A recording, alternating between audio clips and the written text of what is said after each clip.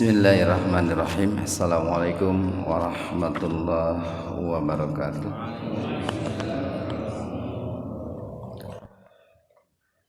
Innal hamdalillah nahmaduhu wa nasta'inuhu wa nastaghfiruh wa na'udzu billahi min syururi anfusina wa sayyiati a'malina. May yahdihillahu fahuwal muhtadi wa may yudlilhu falan tajida lahu waliyyan mursyida. Asyhadu an la ilaha illallah wahdahu la syarikalah wa asyhadu anna Muhammadan abduhu wa rasuluh alladzi la nabiyya wa la rasula ba'dah. Hadirin ikhwatu iman, jemaah Majlis Ta'lim Illiyin yang mudah-mudahan senantiasa diberikan hidayah dan maghfirah Allah Subhanahu wa taala. Kajian hadis arba'in pada kesempatan kali ini membahas hadis yang ke-10, halaman 24. Hadis yang ke-10 halaman 24. Dan ini merupakan hadis yang kedua yang diriwayatkan oleh melalui jalur Abu Hurairah yang biografinya kemarin sudah kita sampaikan. Jadi hadis yang ke-9 yang pertama, kemudian yang ke-10 yang kedua, itu hadis yang disabdakan oleh Rasulullah sallallahu alaihi wasallam melalui jalur periwayatan seorang sahabat yang bernama Abu Hurairah. Ini hadis ini sangat penting untuk kita pahami, dan melalui hadis ini juga kita diajarkan betapa kuatnya gitu ya hubungan antara Al-Quran dengan hadis yang disabdakan oleh Rasulullah SAW. Sehingga seringkali dikatakan bahwa yang namanya hadis itu merupakan tafsir ya, tafsir untuk ayat-ayat Al-Quran. Karena banyak ayat-ayat Al-Quran yang ditafsirkan oleh sabda Rasulullah SAW. Walaupun itu menempati urutan kedua, keabsahannya itu. Jadi kalau kita bicara hadis bicara tafsir itu ada tafsir bil ma'sur gitu ya. Ada tafsir bil ra'i itu. Tafsir bil ma'sur itu adalah tafsir yang dalam menafsirkannya itu menggunakan satu ayat Al-Qur'an, yang kedua menggunakan hadis, yang ketiga menggunakan qaulus sahabah, perkataan sahabat, yang keempat menggunakan qaulut tabi'in, perkataan tabi'in. Jadi menafsirkan Al-Quran dengan hadis itu menempati urutan kedua dari sisi keabsahannya atau kekuatannya itu. Nah, di hadis yang ke-10 ini dikorelasikan antara ayat Al-Quran yang termaktub dalam surat Al-Mu'minun ayat ke-52, surat Al-Baqarah ayat 172 ya, dengan hadis yang diriwayatkan melalui Abu Hurairah. Surat Al-Mu'minun itu surat 342 ayat surat 23 halaman 342. Kita bahas dulu, nanti kita sambungkan. An Abi Hurairah, dari Abu Hurairah. Kemarin sudah kita sampaikan beliau diberikan kunyah Abu Hurairah karena kegemaran beliau itu memelihara kucing gitu Pak ya. Dan sebetulnya dari pemeliharaan gitu ya, dari pemeliharaan, dari kesenangan seseorang dalam memelihara itu akan menunjukkan sebuah karakter sebetulnya, Pak. Akan menunjukkan sebuah karakter. Jadi karakter seorang muslim gitu ya dalam memelihara binatang pun itu akan nampak. Seorang muslim mungkin dalam memelihara binatang itu memeliharanya kucing gitu. Kucing. Beda mungkin dengan orang-orang yang di luar muslim, Pak. Iya, mungkin peliharaannya babi mungkin, Pak, anjing dan lain sebagainya gitu. Walaupun ada beberapa ulama yang mengatakan kalau anjingnya itu anjing untuk menjaga gitu, menjaga barangkali punya gudang di dalamnya ada 1 ton emas mungkin, nah itu beda lagi. Jadi Abu Hurairah itu adalah seorang sahabat yang senang memelihara kucing sehingga disebutnya itu Abu Hurairah. Nah, Hurairah itu kucing artinya, Pak, anak kucing gitu. Radhiyallahu anhu, mudah-mudahan Allah ridho kepada beliau. Qala, nah, Abu Hurairah itu berkata, qala Rasulullah sallallahu alaihi wasallam. Bersabda Rasulullah sallallahu alaihi wasallam. Jadi Abu Hurairah itu mengatakan bahwa Rasulullah sallallahu alaihi wasallam telah bersabda. Nah, apa isi sabda Rasulullah sallallahu alaihi wasallam itu? Inna sesungguhnya. Nah, ini kenapa memakai inna itu? Satu, dalam rangka menanamkan keyakinan kepada kita, dalam rangka menghilangkan keraguan dalam diri kita. Yang kedua, karena yang akan dibicarakan oleh Abu Hurairah dari Rasulullah sallallahu alaihi wasallam itu menyangkut hal-hal yang gaib, menyangkut salah satu di antara asma Allah. Jadi salah satu asma dan sifat Allah itu kan, Allah itu At-Tayyib. Kalau kita baca di Asmaul Husna ada nama Allah yang namanya At-Tayyib. Jadi inna sesungguhnya Allah itu Ta'ala yang maha tinggi, Tayyibun, itu tayyib. Tayyib itu diambil dari kata toba yatubu, tayyib. Toba yatubu tayyib artinya baik.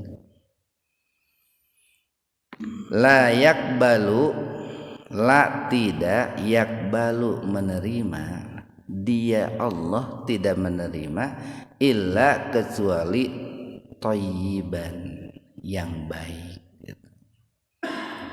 Sesungguhnya Allah itu maha baik gitu, Pak, tidak menerima kecuali yang baik gitu. Dalam hal apa? Dalam segala hal, Pak. Baik itu dalam hal yang terkait dengan akidah, itu baik dalam hal yang terkait dengan ta'abudiyah ataupun yang terkait dengan akhlak itu, Pak. Allah itu akhlaknya maha terpuji dan tidak menerima akhlak perilaku kecuali perilaku yang terpuji. Allah itu hanya menerima ibadah-ibadah yang baik, yang benar gitu. Allah itu hanya menerima akidah-akidah yang baik, yang benar gitu. Karena kan kalau bicara akidah, semua orang itu berakidah, Pak. Cuman ada akidahnya yang lurus, ada yang bengkok kan gitu. Kalau bicara ibadah, semua orang itu beribadah. Cuman ada yang ibadahnya itu lillah, karena Allah. ada yang ligoirillah gitu. Kalau bicara akhlak, semua orang juga berakhlak. Ada yang akhlaknya baik, ada akhlaknya buruk kan. Nah yang Allah terima itu hanyalah yang thayyib. Wa anna wa dan anna, sesungguhnya. Ini kenapa anna Pak? Hamzahnya di fathah karena berada di tengah-tengah kalimat gitu. Kalau tadi inna, kenapa hamzahnya di kasroh? Karena berada di awal pembicaraan gitu. Tapi fungsinya sama. Setelah inna atau anna, harokatnya itu harus fathah itu. Lafaz Allah itu haknya di fathah. Innallaha, annallaha, itu harus begitu Pak. Jadi wa annallaha, dan sesungguhnya Allah amaro, telah memerintahkan al-mu'minina, orang-orang yang beriman, bima, bi, dengan ma apa, amaro bihi, yang telah diperintahkan al-mursalin, kepada para rasul. Jadi apa yang Allah perintahkan kepada rasul itu sebagian besarnya Allah perintahkan juga kepada kita orang-orang beriman. Atau apa yang Allah perintahkan kepada kita orang-orang beriman itu sudah pasti Allah perintahkan kepada para rasul. Yang Allah perintahkan kepada Rasul namun tidak Allah perintahkan kepada kita mungkin hanya sedikit. Allah wajibkan salat malam itu untuk Rasulullah, bagi kita sunnah itu. Tapi sama-sama diperintahkan, cuman kedudukan hukumnya beda Pak. Bagi Rasulullah wajib, bagi kita sunnah. Dalam hal ini ada yang khusus untuk Rasulullah, itu umpamanya Rasulullah boleh menikahi istri lebih dari 4, itu khusus untuk Rasulullah. Kita dibatasi maksimal 4. Atau Rasulullah tidak boleh menerima zakat, hanya boleh menerima hadiah. Kita boleh menerima zakat kalau memang kita termasuk salah satu di antara mustahik zakat itu. Jadi hampir semua yang Allah perintahkan kepada para rasul termasuk Rasulullah itu Allah pun perintahkan kepada kita. Faqala, maka berfirman ta'ala Allah subhanahu wa ta'ala, zat yang maha tinggi gitu. Jadi ini ada 3 qola Pak ya. Qola yang pertama adalah Abu Hurairah berkata, qola yang kedua adalah Rasulullah bersabda, qola yang ketiga nih faqala ta'ala, itu Allah yang berfirman gitu Pak. Di faqala ta'ala, maka Allah subhanahu wa ta'ala berfirman, ya ayyuha, wahai sekalian.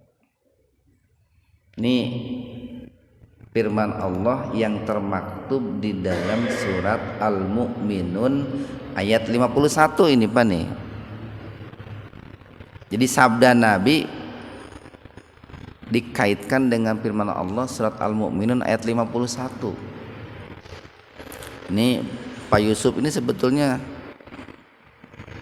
bukan ini ya, bukan salah menyimpan Al-Quran, mungkin sudah punya niat ini ayat hadis ini ada kaitannya dengan ayat Al-Quran gitu, makanya disediain Al-Quran gitu. Begitu Pak Yusuf ya. Itu halaman 345 nih Pak nih. Ya ayyuhar rusul, ya ayyuha, wahai sekalian. Itu ya itu harpun nida itu Pak, huruf yang berfungsi untuk menunjukkan panggilan. Bahkan para ulama banyak mengatakan panggilan di sini merupakan sebuah panggilan yang bentuknya itu kasih sayang dari Allah. Sebuah panggilan yang menunjukkan akan kedekatan Allah dengan Rasulullah sallallahu alaihi wasallam. Sebuah panggilan yang menunjukkan akan kasih sayang Allah kepada Rasulullah, kepada orang beriman, sehingga di ujungnya itu ada ha tuh. Ya ayyuha, hanya itu harfu tanbih itu dalam rangka memberikan peringatan gitu. Jangan sampai terjerumus kepada bahaya yang akan Allah ingatkan itu.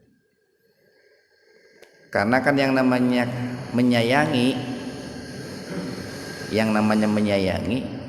hakikatnya adalah mencegah yang disayangi terjerumus kepada keburukan-keburukan, bukan membiarkan yang disayangi terjerumus kepada keburukan, kejahatan. Jadi di Al-Mu'minun ayat 51 ini Allah berfirman, ya ayyuha, wahai sekalian, ar-rusulu, para rasul. Bukan hanya Rasulullah nih, tapi sekalian para rasul. Menggunakan bentuk plural itu Pak, bukan rasul tapi rusul. Setelah Allah memanggil para rasul itu, dalam Al-Mu'minun ayat 51 Allah sampaikan isi pesannya itu, perintahnya itu. Kulu, nah makanlah oleh kalian, atau silahkan makan oleh kalian. Ini kan pertama Allah mengajarkan kepada kita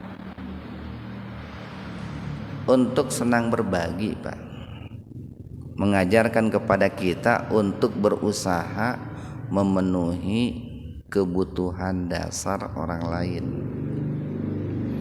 Kita sering sampaikan begini, dari ayat ini ada ibrah yang sangat luar biasa. Pertama, Allah itu sebelum menyuruh atau melarang itu Allah berikan dulu makan, biar yang disuruh dan dilarang itu punya energi untuk melakukan dan meninggalkan. Nah itu Pak, itu kan kalau diterapkan dalam kehidupan kita bagus sekali itu Pak. Seorang atasan kepada bawahan gitu Pak ya, atau seorang suami kepada anak istri, itu alangkah bagusnya gitu, bahwa ketika menyuruh atau melarang itu disertai dengan tanggung jawabnya yang maksimal dalam memberikan makan itu, seperti tanggung jawabnya Allah memberikan makan agar hambanya itu, makhluknya itu punya energi untuk melakukan atau meninggalkan apa yang Allah perintahkan itu Pak. Kemudian yang kedua nih,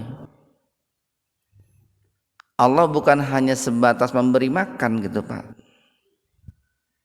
bukan hanya sebatas menganjurkan makan, tetapi Allah mengatakan minat thayyibat, dari yang baik-baik gitu. Bukan hanya sebatas makan. Karena kalau sebatas makan, harimau juga makan kan Pak, serigala juga makan, buaya juga makan kan gitu. Tetapi yang dimakannya itu kan sembarang makanan gitu.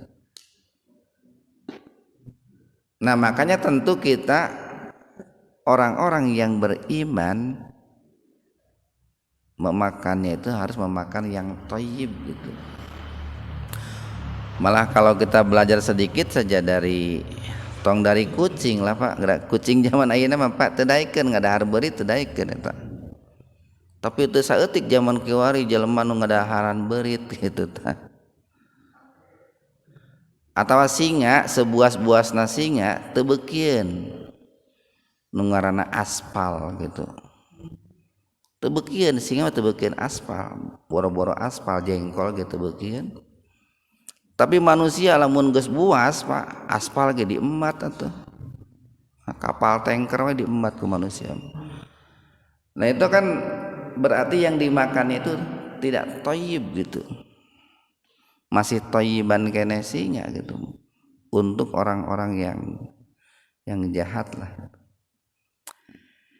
Jadi ya ayyuhar rusul, wahai sekalian para rasul, kulu makanlah oleh kalian minat thayyib, dari yang baik-baik. Di sini ulama ada dua pendapat nih. Ada yang mengatakan thayyib itu thayyib secara dampak gitu Pak. Ada thayyib secara bagaimana mendapatkannya gitu. Kalau thayyib secara dampak pokoknya begini nih. Ini biasanya si mufasirnya itu adalah orang yang menggunakan pendekatan medis umpamanya kesehatan.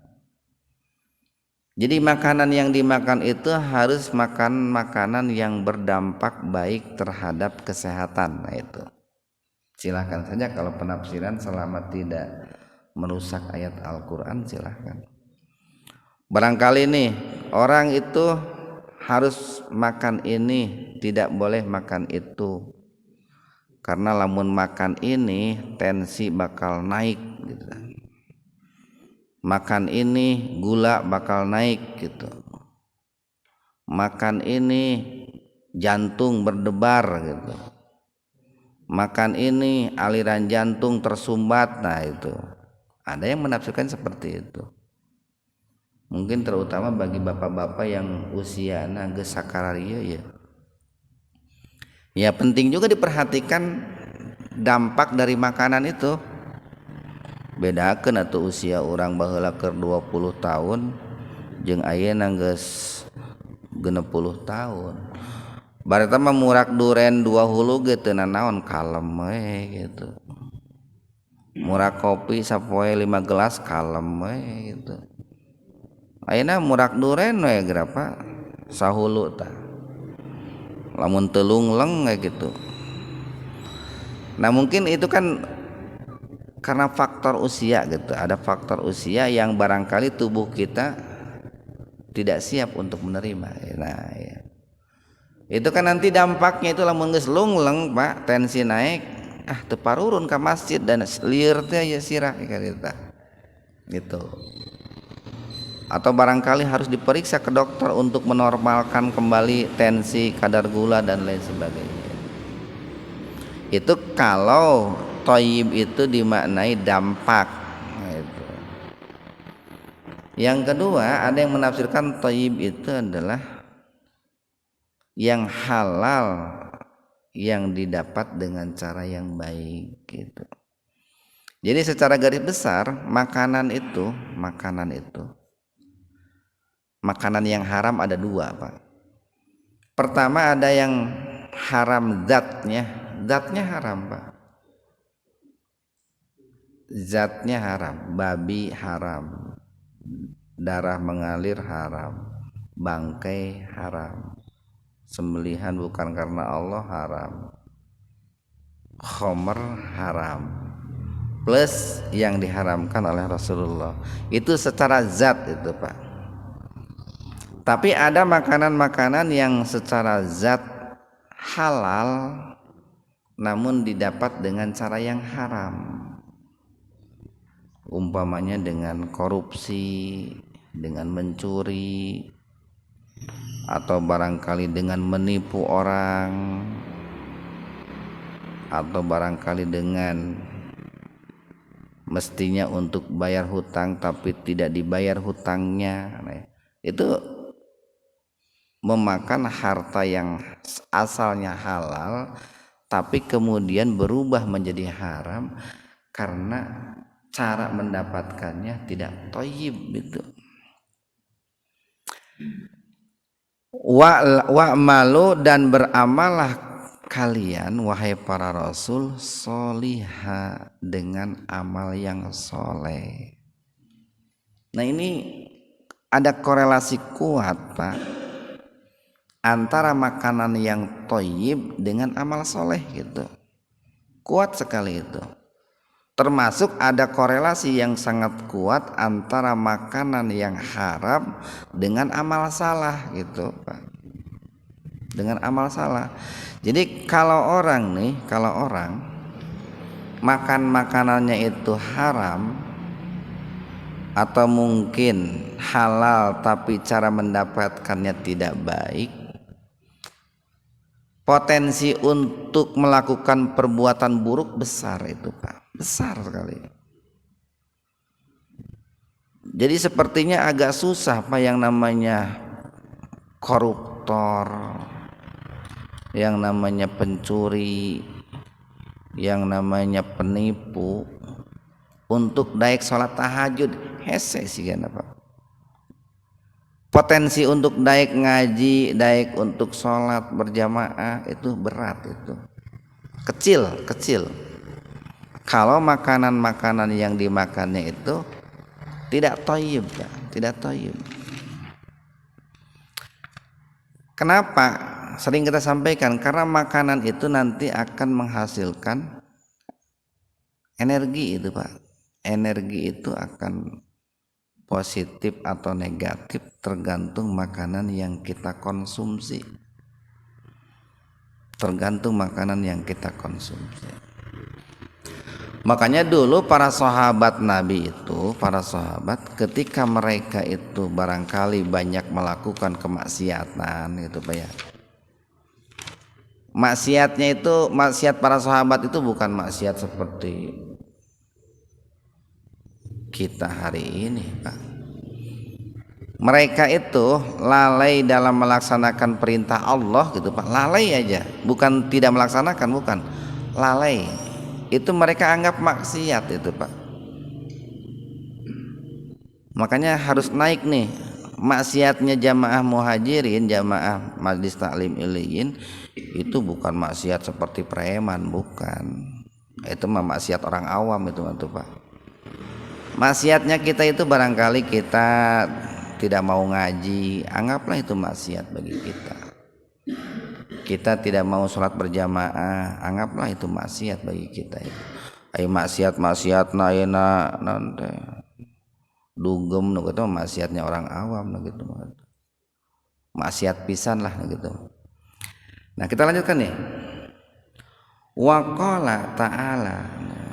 Kemudian Allah Subhanahu wa taala berfirman lagi nih Pak. Berfirman lagi nih. Ya ayyuha wahai sekalian alladzina amanu, orang-orang yang beriman gitu. Kalau tadi yang dipanggil itu adalah sekalian para rasul, yang sekarang itu yang dipanggil adalah orang-orang yang beriman. Sama itu Pak. Sama yang memanggilnya itu Allah. Dan sama juga Allah memanggil orang beriman itu karena bentuk kasih sayang Allah kepada orang beriman. Kemudian Allah katakan kepada orang beriman nih, kepada kita, kulu silahkan makan oleh kalian wahai orang beriman min thayyibat, dari yang baik-baik, dari yang baik-baik. Ada beda sedikit nih Pak. Ini bedanya ini bukan sebuah kebetulan nih Pak. Bukan sebuah kebetulan. Kalau at-thayyibat yang ditujukan kepada para rasul itu ada alif lamnya itu Pak. Ada alif lamnya. Minat thayyibat. Ya, ada alif lam. Kalau thayyibat yang ditujukan kepada orang beriman enggak ada alif lamnya itu Pak. Min thayyibat itu. Wah itu mah kebenaran weh cenah. Atau itu mah tengah aja weh. Itu sengaja sekali gitu ya. Allah itu sengaja sekali ketika menyuruh makan yang thayyib untuk para rasul, kata thayyibnya pakai alif lam. Tapi ketika Allah menyuruh makan yang thayyib kepada orang beriman, kata thayyibnya itu tidak pakai alif lam. Nah, apa rahasianya? Apa bedanya at-thayyib dengan thayyib? Nah itu Pak. Alif lamnya itu disebut alif lam ma'rifah itu. alif lam ma'rifah itu menunjukkan bahwa thayyib yang dimaksud itu adalah thayyib yang ma'ruf, thayyib yang sudah diketahui. Dan itu Pak, itu jumlahnya sedikit. Beda ketika thayyib tidak memakai alif lam, jumlahnya banyak itu. Itu nikmat lagi nih untuk kita orang beriman itu Pak. Nikmat lagi untuk kita orang beriman. Kayak begini nih Pak, nih saya berikan gambaran bergembang. Ketika Allah di surat An-Nasr, ma'al usri yusra, al usri pakai alif lam Pak ya, al usri pakai alif lam, yusra nggak pakai alif lam itu Pak. Kenapa? Karena kesulitan itu sedikit, sementara kemudahan itu banyak gitu Pak. Allah berikan sedikit kesulitan tapi Allah ikuti dengan banyak kemudahan, nah itu Pak. Jadi yang halal bagi kita orang beriman, yang thayyib bagi kita orang beriman itu jauh lebih banyak bila dibanding yang halal untuk para nabi dan para rasul itu. Itu kan sebuah kenikmatan luar biasa Pak. Kenikmatan yang sangat besar bagi kita orang-orang yang beriman itu. Ma razaqnakum, nah yang kami rizkikan kepada kalian itu, yang kami rizkikan kepada kalian. Ini adalah firman Allah Pak, yang termaktub di dalam surat Al-Baqarah ayat 172 ini Pak. Bisa ini Pak Yusuf. Jadi Al-Baqarah ayat 172. Ya ayyuhalladzina amanu kulu min thayyibat ma razaqnakum. Ada kalimat berikutnya nih Pak, waskuru lillah. Nah, itu. Dan bersyukurlah kalian lillah, hanya kepada Allah gitu Pak. Jadi kalau bicara syukur Pak, bukan hanya sebatas syukur, tapi syukurnya itu harus lillahi rabbil alamin. Orang-orang di luar Islam juga bersyukur Pak, bersyukur. Coba gerak, banyak sekarang ditayangkan. Ada orang itu bersyukur kalau habis panen gini Pak, nyieun tumpeng dina hulu cai. Eta bersyukur menurut mereka itu. Tapi kan bukan karena Allah gitu tah. Ada yang bersyukurnya mencit hulu domba kan gitu, dikubur. Eta bersyukur, tapi bersyukurnya kan bukan karena Allah. Mungkin bersyukur untuk genderuwo gitu, bersyukur untuk anu ngagegeh laut, bersyukur anu ngagegeh hulu cai kan gitu. Makanya ketika syukur itu bedain syukur kita dengan syukur orang luar Islam. Syukur kita itu lillahi rabbil alamin, nggak ada embel-embel lain, nggak ada tawar menawar gitu. Pokoknya lillah titik gitu Pak. In kuntum, nah jika kealian itu iyyahu ta'budun, itu hanya beribadah kepada Allah. Ini pun korelasi kuat Pak antara makanan yang thayyib dengan syukur. Jadi orang Pak berat untuk bersyukur kalau makanannya tidak thayyib.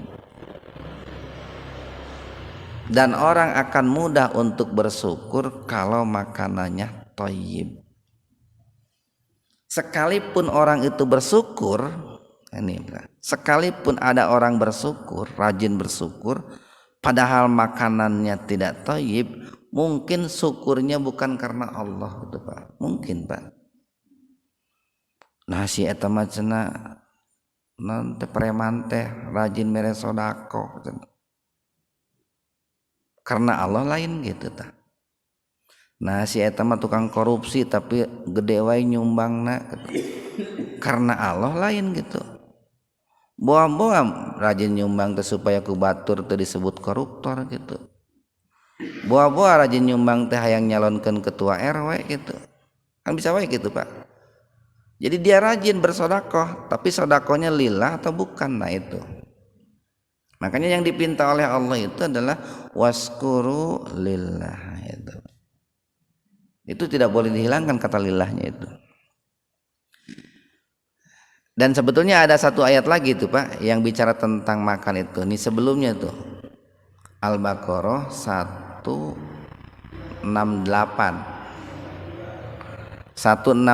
tuh. Sebelum Al-Baqarah 172. Ya ayyuhan nasu. Nah, cuman bedanya ditujukan kepada manusia secara umum. Ini derajatnya lebih rendah lagi nih.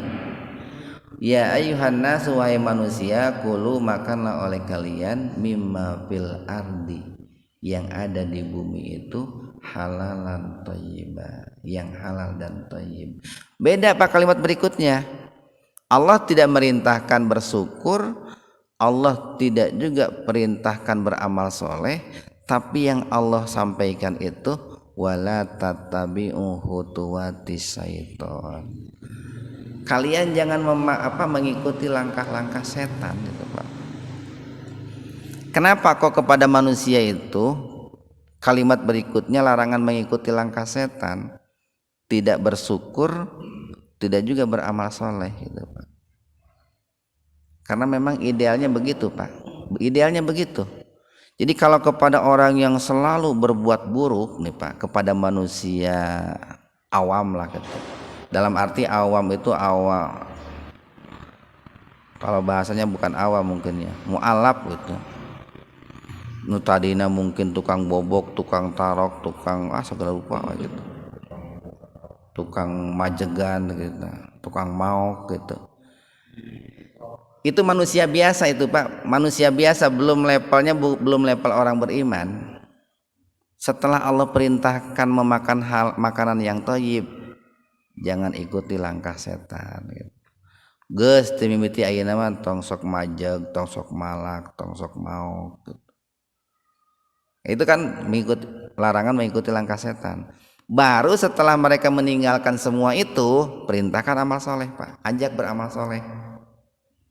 Ngan orang kadang kan tibaliknya Pak, aya jelema mabokna resep keneh gitu tah, maokna resep keneh, gelutna resep keneh, tara dicaram eta nama, tapi sok diajakan salat kan gitu tah. Keun mabok-mabok salat-salat kita kan gitu. Bagusnya mah dihentikan dulu kejahatannya gitu tah.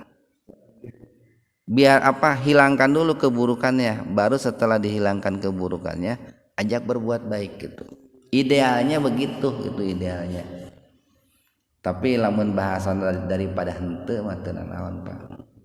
Keun we lumayan apalah mabok-mabok salat-salat lumayan keneh tah. Mun bahasana kitu jadi lain cerita itu. Kita lanjutkan nih.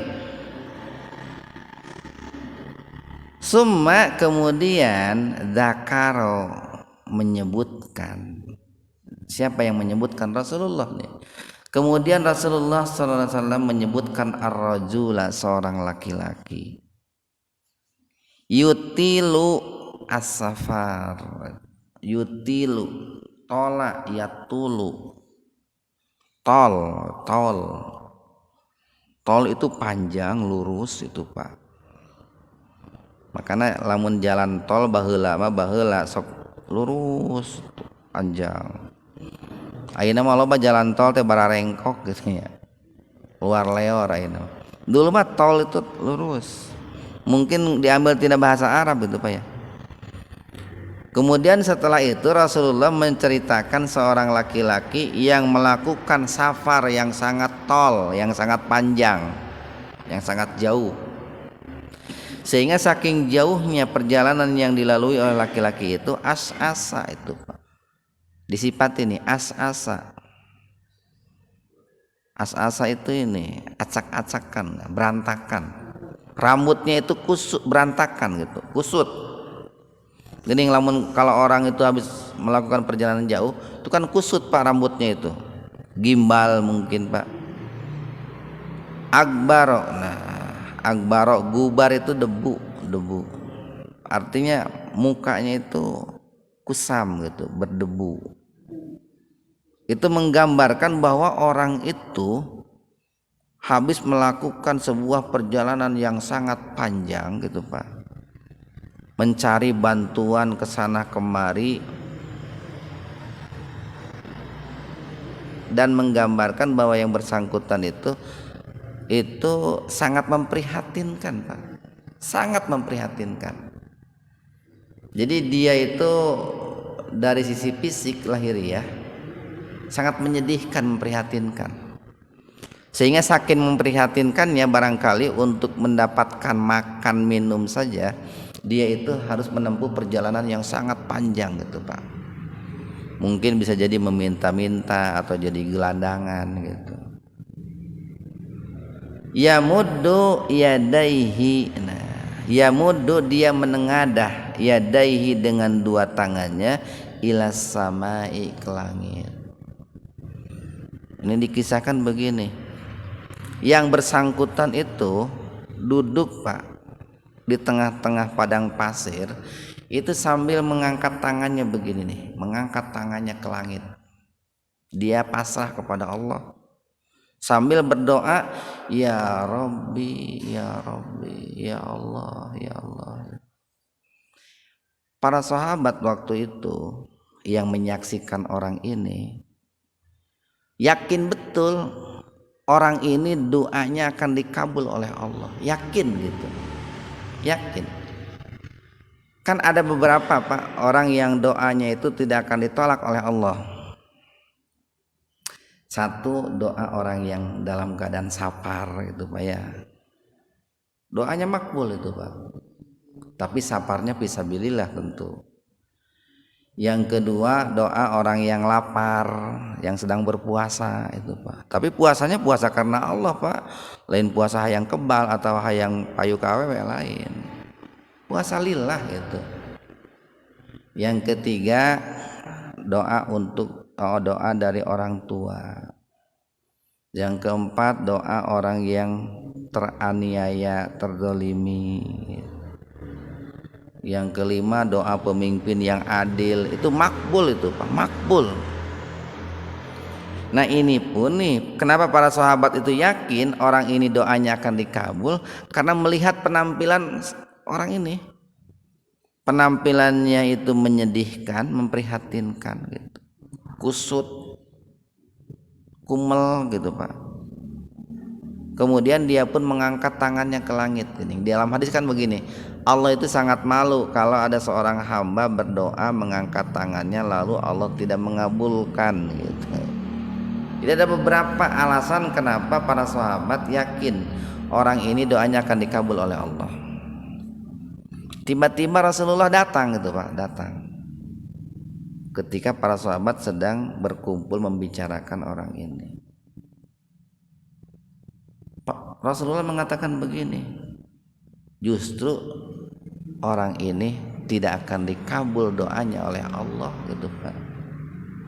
Kenapa Rasul mengatakan begitu? Mat'amuhu haramun itu, Pak.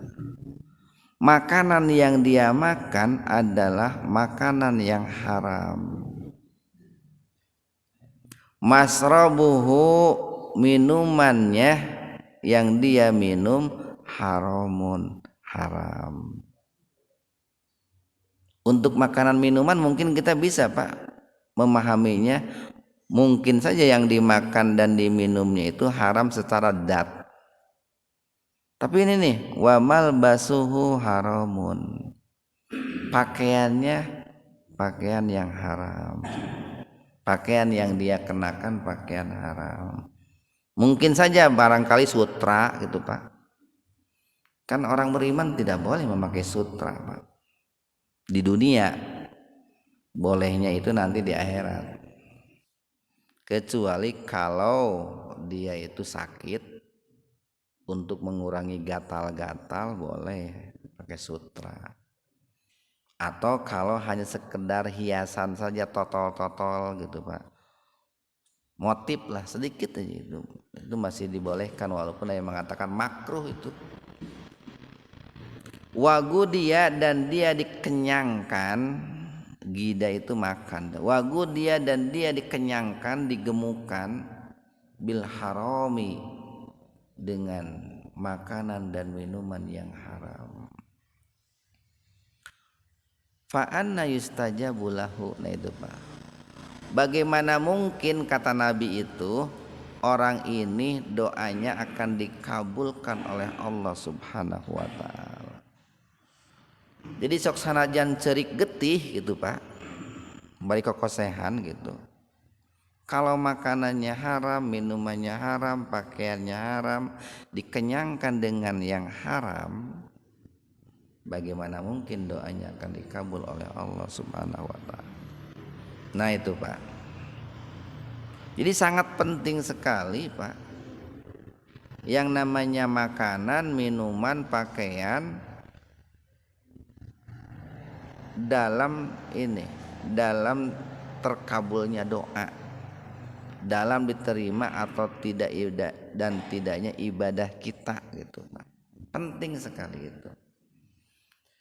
Bahkan begini Pak, sekalipun syarat-syarat yang lain terpenuhi ya, syarat yang lain terpenuhi, umpamanya nih dia dalam keadaan safar, itu kan syarat dikabul doa. Dia sengsara, syarat terkabul doa. Dia terdolimi, syarat terkabul doa. Atau dia mengangkat tangan, syarat terkabul doa. Tapi ini kalau makanan, minuman, pakaiannya haram atau halal tapi didapat dengan cara yang haram, fa anna yustajabu lahu, bagaimana doanya itu akan dikabulkan oleh Allah Subhanahu wa taala. Nah, makanya di sini penting untuk kita semua untuk hati-hati ya, hati-hati dalam memasukkan sesuatu ke mulut kita. Makanya para sahabat begini nih, seorang mukmin itu adalah seorang yang hati-hati dalam memasukkan dan mengeluarkan sesuatu lewat mulutnya. Yang masuk baik, yang keluar dari mulutnya pun insya Allah baik. Jarang Pak, ini jarang orang yang masuk mulutnya kotor, keluar dari mulutnya baik, jarang. Atau tidak bagus juga orang yang masuk mulutnya baik tapi keluar dari mulutnya kotor, jarang. Makanya oleh Allah itu diajari itu bagaimana luar biasanya lebah yang masuk dan keluar itu bagus itu. Yang masuknya itu kan pilihan, bunga-bunga, sari madu pilihan. Yang keluarnya pun semuanya baik. Tai lebah itu mahal juga harganya, tainya gitu Pak. Apalagi yang namanya madunya, yang namanya ludahnya gitu. Coba ludah manusia tuh payu Pak, itu embungan. Dibere ludah manusia, kamu dibere kotoran manusia, mal daraekeun Pak. Tapi ludah lebah laku tuh, tai lebah laku, madu lebah laku. Kenapa? Karena yang masuknya itu baik, maka yang keluar itu baik itu semuanya. Nggak ada yang dihasilkan lebah itu yang tidak bermanfaat untuk manusia. Nepikeun kasarang nagen di lembur mah baheula sok diangeun Pak teh, dipais. Sarangna eta teh saking manfaatnya itu Pak. Mudah-mudahan ada manfaatnya untuk kita semua. Subhanakallahumma wa bihamdika asyhadu an la ilaha illa anta astaghfiruka wa atubu ilaik. Assalamualaikum warahmatullahi wabarakatuh.